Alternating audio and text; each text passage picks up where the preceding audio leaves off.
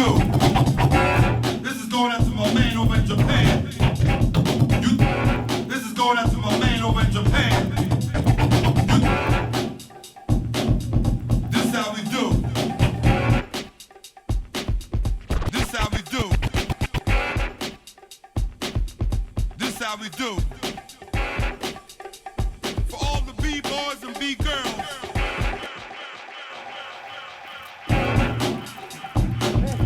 This how we do. For all the B-boys and B-girls. Get ready. Right about now, we're gonna rock it and jam with the jammers. Don't stop. Keep on.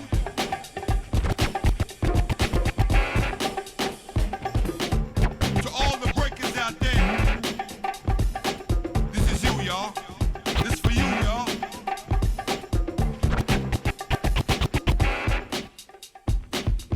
This how we do. For all the B-boys and B-girls. Get ready. Don't move. Just in a few moments, we're going to be live in the studio with Brooklyn's breaking duo, Flonetik and Mantis. Stick around, because this is Kwik2Rok. Now we're gonna rock it and jam with the jammers.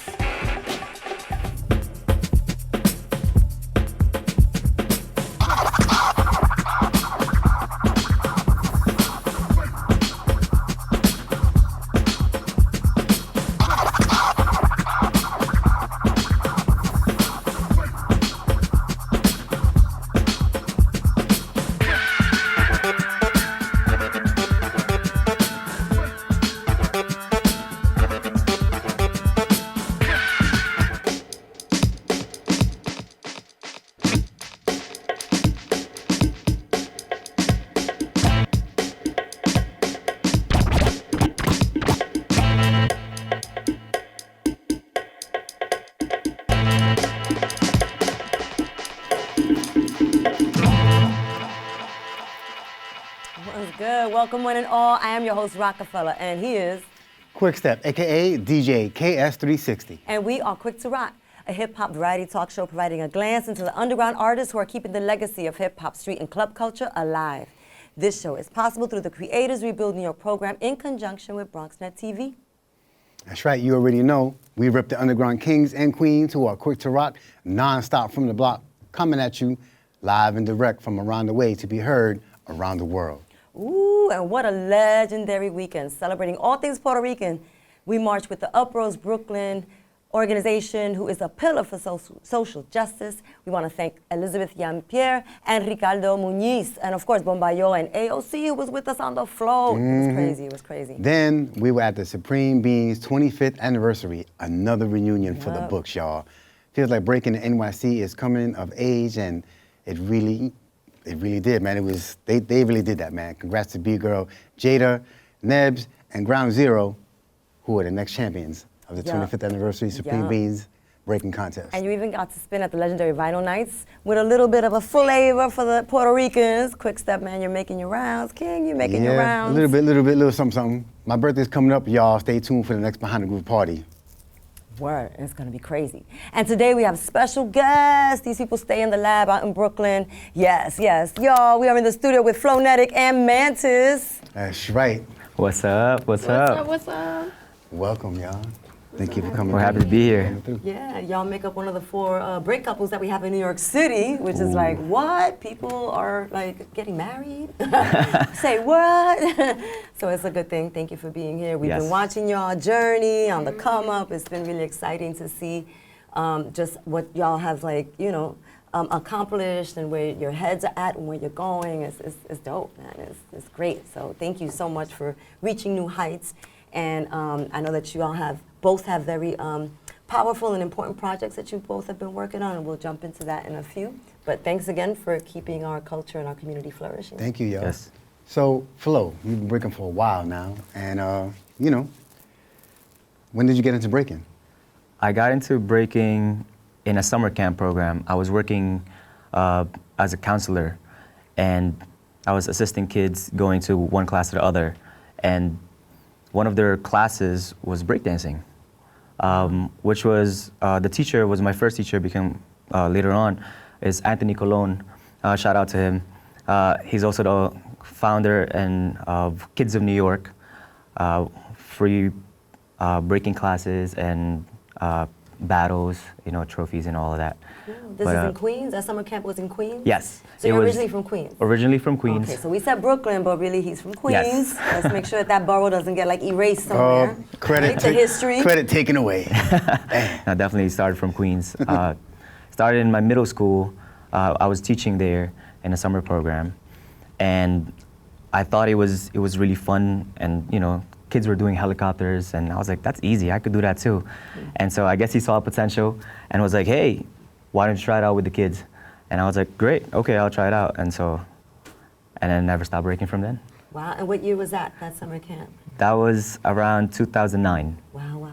Did you do any dance styles before you were breaking? No. Breaking was your definitely first not. dance style? Yes. Okay. That's good. Yeah, I dabble in popping and a little something, I hear and that. You can't help he did it. the- yeah, You can't help yeah, it. a little bit here and there, but nothing serious, not an actual Yeah. an actual style. When did you see Beat Street? Was it after your exposure to breaking at that summer camp? Or? Yes.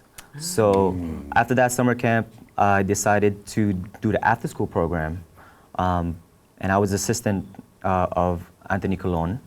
And what ended up happening is that whenever he would have a breaking class, he would have those. I'm pretty sure you guys remember this, the rolling TVs. Yes. With and he would have. VCR in it, yeah. Yes, Squeaky exactly. And so we were dancing in the auditorium, and some of the kids that I guess that doesn't want to dance would watch Beat Street, Wild Style. So we had the lights, and everybody. Sometimes he would DJ, sometimes he would just he would play the Nice, piano nice. and have his coffee, and it was really chilled.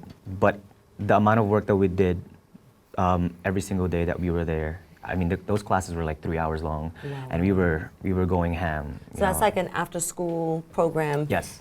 So you went from the summer camp experience into for September, right? Maybe Yes. September to June or something. Right. That's cool. I mean, we came to see you a little bit later than that. Right. But it's just funny when I look at some of the pictures, of you from when you were younger. I'm like, oh my God, he was like a baby. Look, Yeah. baby. Yeah, definitely. I mean, you've kind of grown up in this culture, which is Yes. like a beautiful thing. Definitely. That's a lot of hair for a baby. Well, Filipinos, come on, they've got those good genes. Yep. But yeah, so I think that watching Beat Street and Wild Style at the moment that you did is also giving you some reference, Yes, to what definitely. New York City was like when in the heyday of breaking. Right. Because in 2009 or 11 or even today, New York City is a different place. It's just such a different place. So that's good that at least you got to see some of that, and that Anthony Colon, salute to you, was doing that kind of groundbreaking work in Queens. So Who did yeah. you see breaking in Queens? Breaking in Queens. I guess, aside from the people that I was breaking with, that was invited in the after-school program, because he would have what's called the Friday night throwdown, and whoever was coming to that middle school, IS5, was, they had a co-locator, and Kwik2Rok was there, or who else? Phantom, Ready to Rock was coming, Flav. So they had their own session, and those were the first people that I really saw dancing. I didn't know them at that time, but I was like, oh, what's going on over here? And but I was more focused on just working and getting better at breaking for myself. Right. Well, those people that you named were very legendary and had a very advanced level already. Right. So I'm sure that they dropped a good seed for you to kind of say, okay, I'm going to get to that point, somewhere. So if I work hard enough, I can get to be like them. Right. Were there any battles at that point that you maybe either watched or participated in? There was one footage that I remember, and it was Elmo versus Luigi footwork battle, Outbreak. I think that was maybe 2004, and yes. I love doing footwork. Now, back then I was just like, all right, fine, just CCs, kickouts, and shuffles and whatever. But seeing them do it, I was like, whoa, this is a whole nother level of footwork. And I was like, I didn't understand at that time, but rewatching it over and over again, and I'm like, okay, patterns and just different and unique shuffles. flair Right. You know, they definitely had like a very unique way of expressing the music Right. through their steps. You know, we always teach basics, and then we always ask you, you know, where do you want to go with it? What's coming out of you? Because the basics are like training wheels. You know, Right. when you take them off, you have to know what it is that you want to say. But those two right there, Yeah. shout to them wherever you at. Your ears must be ringing right now. Well, when we break, usually we like the skill, but we do it for the ladies. Yes. So you met your other half. When did you meet Mantis, actually? Like, what was the time frame? I think that was around 2011, like around September. And then Quickstep asked me, I think around December, if I wanted to be down with Full Circle. And I was like, I don't know about that, and da-da-da-da. And you were like, I'm gonna go to this trip. When I come back, I want an answer. And I was like, oh man, this is so tough. I think after I said yes, and then I met the Soul Sisters, and you guys were doing a show, or rehearsing Yes. for a show, and that's when I saw her, and that's when I met her. Yeah, Just at said hi. practice. Yeah, at practice, you know, I just said Like, hi. I think I'll be a part of the crew now. Well, I thought that maybe Soul Junkie was the one who recommended you to us, because Soul Junkie, Jerry, had been coming around for a couple of years already. Like, so him, B-Boy Shay, shout to you, Seymour, even Hakeem, and there was Right. maybe one more that I forget the name of. The 5 of them were coming from Queens, but like Right. deep, Yeah. like, Yeah. you know, Laurelton, like, Yeah. you know. Right. And they were with us for a while Yeah. already. So I feel like Seymour and Shay were like 2007-ish, 2008, and then other people came from their clique, and then I forget what was happening. I think he had mentioned, oh yeah, Flonetik. Yeah, And we so had. I feel like maybe for me it happened through Jerry. Yes, it did. We had, I remember there was one night we were sitting outside of Queens Community House, hosted by Jigs and Supreme Beings. Shout to Jakes. We were sitting one night and he was telling us about Full Circle. Me, my boy Irvin, Gabe, and so he was saying, oh, you know, Full Circle is really good. You know, we have teachers, and I felt like as a student, I needed teachers. I couldn't just learn by myself. I needed somebody to tell me what to do, because I think, to me at that time, it was the most efficient way of learning. I agree. There's like, if I self-taught, I'm more likely to just give up because I wasn't really sure how to do it, you know. But somebody that's already walked that path Makes can guide sense. me. Yeah, yeah. You know, can guide me. So definitely shout out to Jerry, aka B-Boy Valme. He convinced me, Irvin, Gabe to join Full Circle. And then that's when, right after that, Quickstep came up to me and was like, yo, are you down with the crew? And I was like, Yeah. That's good. It's That's like, good. all right. So tell us, Mantis, when did you start to dance? Because Breakin came later. Yeah, so I started dancing young, like around 8. There was a program, Ballet Tech, that came to my school, and they would like, you know, Scout? they would scout. So they would bring us into the gym and, you know, tell us to do certain things. And I had already knew a little bit of ballet by that point, so they picked me and I started going there. And I really enjoyed performing, but still ballet was not, I just didn't really like it. It was very graceful, and I just didn't feel the, I guess, like feminine quality to it. And then, so later on, and that was like middle school, high school, and then like last few years of high school, getting to college, I started going to the other dance studios, and I was like, oh, let me try house, let me do tap. I got really into tap for a minute. And then I took a Jazzy J's class. I was like, let me do locking. That one's really cool. And I had still seen breaking up until that point. I used to go to the Big Apple programs up in Queens. So I saw some of the B-boys there, like Five Crew and Dynasty, and I forget who else. I remember seeing Gravity over there. So I had seen some breaking. My best friend there had all the boys used to always flirt with her, so they would teach her things, and then she would come back and be like, I learned the 6-step. So I was like, okay, I kind of know what that is. So yeah, so I met Ali at 14th Street after I had already kind of been breaking a little bit, I had started working at a dance studio, and there was a teacher who was teaching breaking, and my boss kind of took me under her wing. So I'd been kind of teaching and assisting there, and I was watching the class, and I was like, oh, breaking. So I was like, I'm gonna take the class. She would just let me take whatever classes, and so this b-boy, Ivan, aka Boogie Monster from my Now or Never crew in Canada. So I started learning from him. And then there was a group that came to the studio at one point through one of the other teachers, and that was Lethal Weapons crew. And so I kind of joined them. And Ivan was bringing other people to the studio to teach us. So I remember learning from Evade, from Dynamic, and Samo at one point, and Gravity. And what came year through. was this? This was around maybe 2007 or 8. Nice. So by that time, I was kind of getting a little bit from a lot of different people. I remember going to Union Square and I met Ali. Shout out to Ali, because he brought me to the door. He was like, I have someone you need to meet. And he brought me to the door and introduced me to you, Rock. And that's when I started really seeing, more people breaking, and what it was really like to have teachers, right? Because I remember seeing everyone gathered around you, Kwik, and I don't even remember, because I was like, oh, it's my time to leave, because it was like practice was over or something, and you were talking to everybody, and I was like, this is like Sensei with all his pupils. Like, I want to be in this.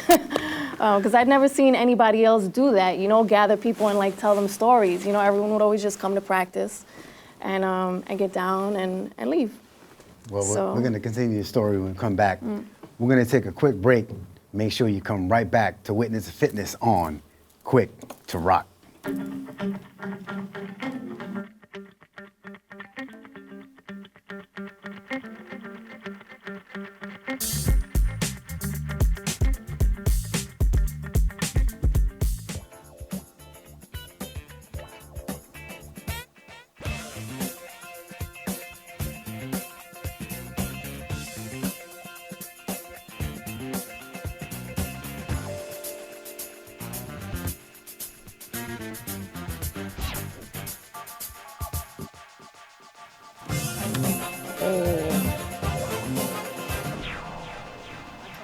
Start dancing again. We are back, and we are hanging out with Flonetik and Mantis. So let's continue. So Mantis, as a woman, was it hard to get respect in the scene? I think by the time I was coming up, it was already easier, because it was already a platform for B-girls. And for B-girls of a certain level, because I had already been training with you guys for a few years, there weren't that many of that caliber. So once people saw, some of the skills, they were already giving me props. So I feel like no one tried to push me out of any circles, or no one really tried to disrespect me. Yeah, and I know how it was back then. That was not the case.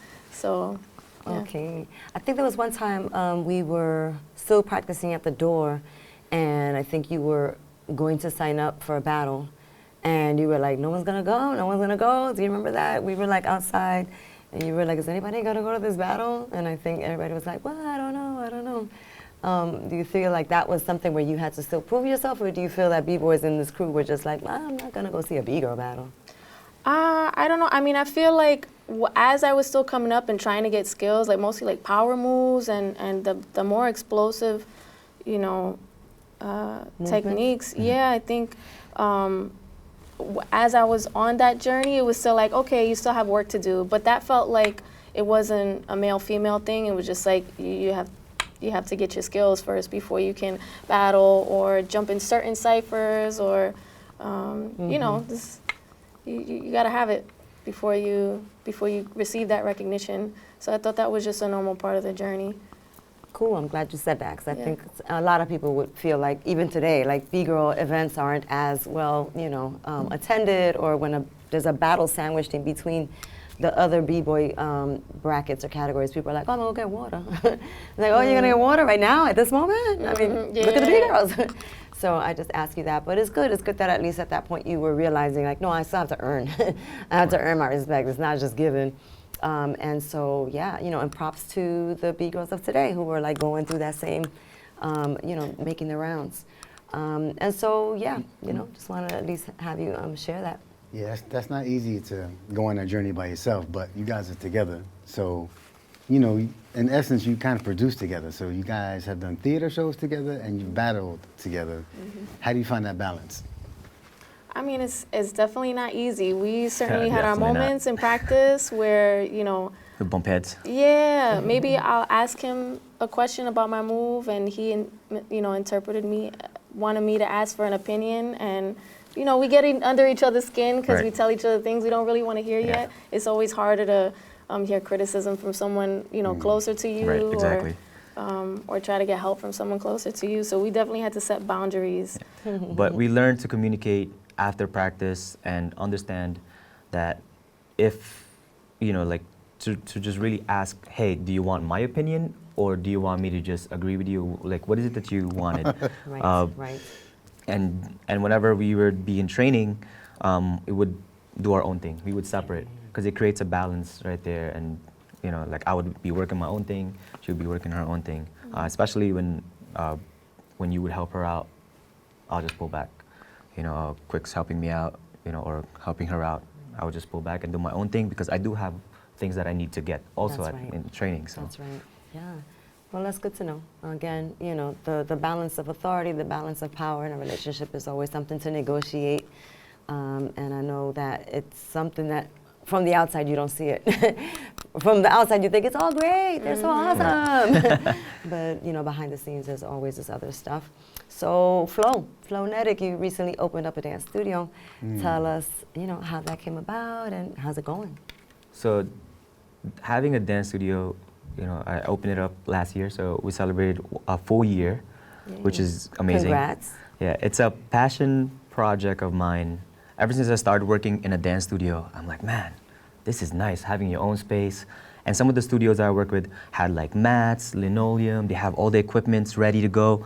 And I was like, I would love to have that kind of space for my own. Like I would want to come in, open the door and just like, this is my own space. And so working with you guys also, we've gone through so many different practice sessions. Yeah. High Arts, Wedco, Yeah, The Door. Mantis, you created a project called Be Girl, Her Story.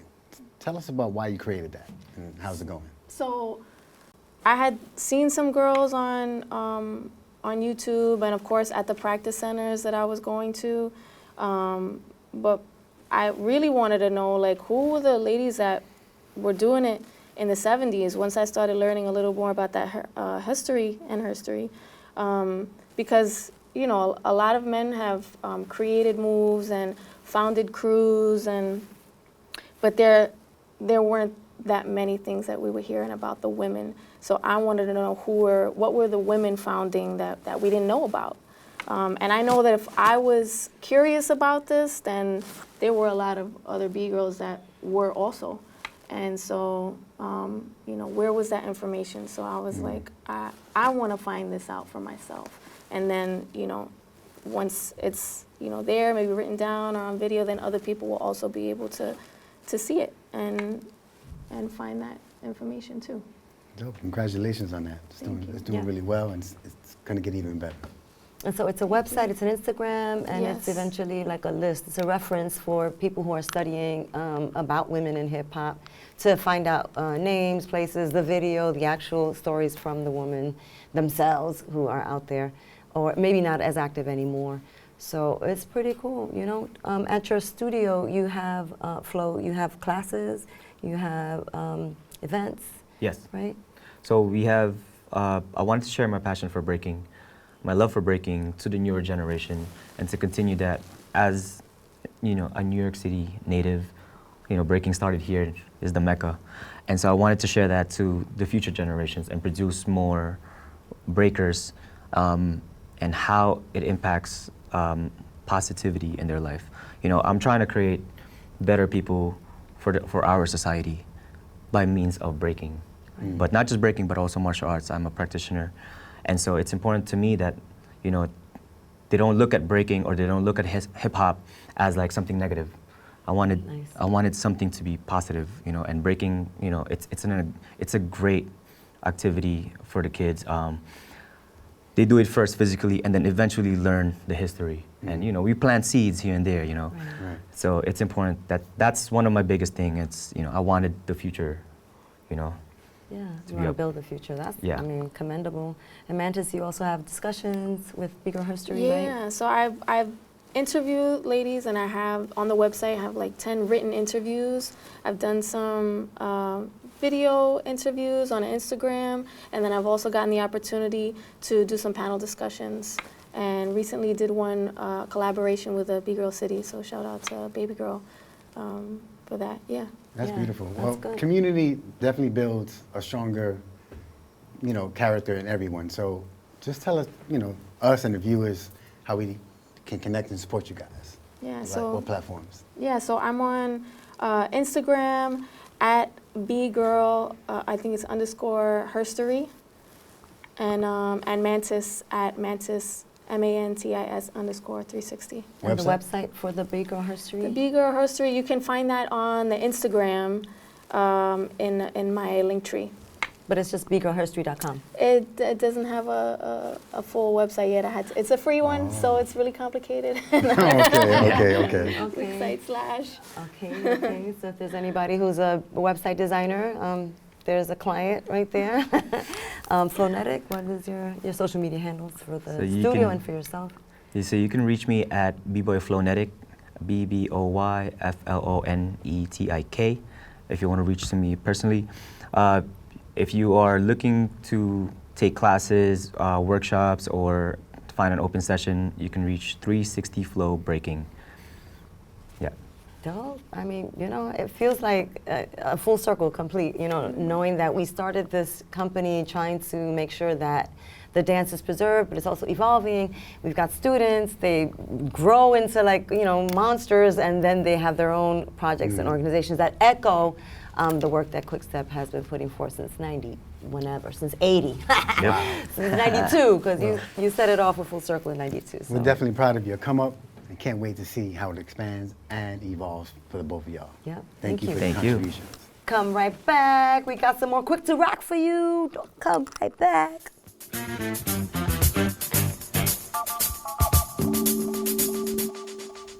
What? Is it over? Unfortunately, for this episode, yes. But the party keeps going. Yep, and we want to thank Brooklyn's very own breaking duo, Flonetik and Mantis. You can always follow us on our social media accounts like at DJKS360 and La Rockefeller to stay in the loop with what's coming up, because we're always cooking up something good. For instance, my birthday party, June 27th at Behind the Groove at the Bogart House. Oh my goodness, someone's turning 21. Oh my goodness, happy 21. Check out the flyer, y'all. And we got D-Train coming up, so it's gonna be epic. He's going to be performing there. It's going to be crazy. You know it. There's gonna be birthday cake too. So we will keep the party going, but we want to first thank our BronxNet TV team, and of course, Creatives Rebuilds New York, for showing the world how the Bronx and New York City-based artists keep it going. We don't stop. We And in can't the stop. meantime, stay creative and stay connected to the underground. No, This is Hey, hey. Kwik2Rok. Peace and break beats.